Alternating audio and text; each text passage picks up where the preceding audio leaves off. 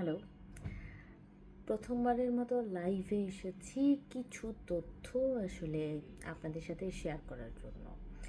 একেবারে বর্তমান সময়ে চলমান সবচেয়ে বড় যে ঘটনাটি সারা দেশ জুড়ে চলছে, দেশের আর্থিক, বাণিজ্যিক, অর্থনৈতিক, বাণিজ্যিক এমনকি সাম্প্রতিক যত সংকটই রয়েছে সেই সব কিছু ছাপিয়ে বর্তমানে একটি বিষয় কিন্তু পুরো দেশ জুড়ে সবার মুখে রয়েছে, সেটি হচ্ছে বিএনপি চেয়ারপারসন বেগম খালেদা জিয়ার স্বাস্থ্যের অবস্থা।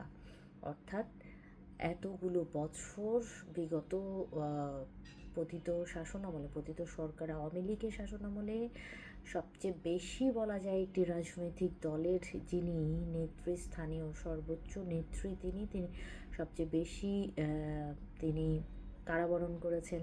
তার স্বাস্থ্যগত জায়গা থেকে শুরু করে সবচেয়ে বেশি নির্যাতন সাধারণ মানুষ যেটি বলে নির্যাতনের শিকার হয়েছেন। সেই মানুষটি যখন 5 অগাস্টের পরে একটি নতুনভাবে স্বাধীন বাংলাদেশে তিনি আসলেন, একেবারে সাধারণ মানুষের সামনে তার ভিডিও বার্তাটি 5 আগস্টে কিন্তু সবচেয়ে বেশি মানুষের প্রাণের একটি জায়গা ছিল। সেই মানুষটি আসন্ন নির্বাচন দেখতে পারবেন কি না, তার বর্তমান শরীরের অবস্থা কী, সেটি কিন্তু এখন টক অফ দ্য কান্ট্রি বলা চলে। অর্থাৎ মানুষের সবচেয়ে বেশি কনসার্নের বিষয়। সামাজিক যোগাযোগ মাধ্যম থেকে শুরু করে চায়ের দোকান পর্যন্ত, চায়ের আড্ডা পর্যন্ত, যে কোনো মানুষ যে কোনো জায়গায়, ঢাকা শহর অথবা রাজধানীর বাইরের যে কোনো জায়গায় কিন্তু এই একটি বিষয়ে কথা হচ্ছে। এবং একটি ভালো বিষয় হচ্ছে বর্তমান সময়ে যেটি দেখা যাচ্ছে যে বিএনপি চেয়ারপারসন এবং খালেদা জিয়ার সুস্বাস্থ্যের জন্য কিন্তু যে কোনো শ্রেণী পেশার মানুষ, বিভিন্ন বয়সের মানুষ, তারা কিন্তু দোয়া করছেন। রাজনীতিবিদ থেকে শুরু করে, অর্থাৎ যারা বিএনপির রাজনীতির সাথে জড়িত নন, ভিন্ন রাজনৈতিক মতাদর্শের মানুষ, তারাও কিন্তু বিএনপি চেয়ারপারসনের জন্য, সুস্থতার জন্য, তিনি যেন তার জীবনের জন্য তারা দোয়া করছেন, বিভিন্নভাবে তাকে দেখতে যাচ্ছেন হাসপাতালে। আজকের ঘটনাগুলো যদি বলি, যে নানানভাবে আমরা জানি আমাদের দেশে বিভিন্ন সময় সামাজিক যোগাযোগ মাধ্যমে নানান ধরনের গুজব ছড়িয়ে পড়ে।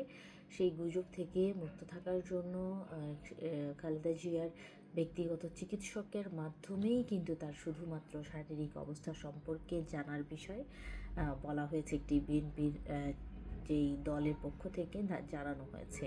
আরেকটি বিষয়, আজ স্ট্যান্ডিং কমিটির একটি বৈঠক ছিল গুলশানে। সেই বৈঠক শেষে কিন্তু বিএনপির স্থায়ী কমিটির সদস্য সালাউদ্দিন আহমেদ তিনি জানিয়েছেন খুব শিগগিরই তারেক রহমান, বিএনপি চেয়ারপারসনের বেগম খালেদা জিয়ার সন্তান, ভারপ্রাপ্ত চেয়ারপারসন তারেক রহমান, যিনি প্রায় 16-17 বছর ধরে বাংলাদেশের বাইরে বিদেশে রয়েছেন, যিনি নানানভাবে আসছেন না কেন এই গুঞ্জন রয়েছে, তিনি শিগগিরই আসবেন বলে সালাউদ্দিন আহমেদ সম্প্রতি কিন্তু একটি জানিয়েছেন। সুতরাং কবে নাগাদ সেটি আসছেন, আদৌ দ্রুত আসতে পারছেন কি না, সেই বিষয়গুলো নিয়ে কিন্তু এই সাধারণ মানুষের একটি প্রশ্ন রেখেছে। সেটা নিশ্চয়ই সামনে আগামী আর কিছুদিনের মধ্যে আপনাদের সামনে কিছুক্ষণের মধ্যেই আরও একটি ভিডিও নিয়ে হাজির হব।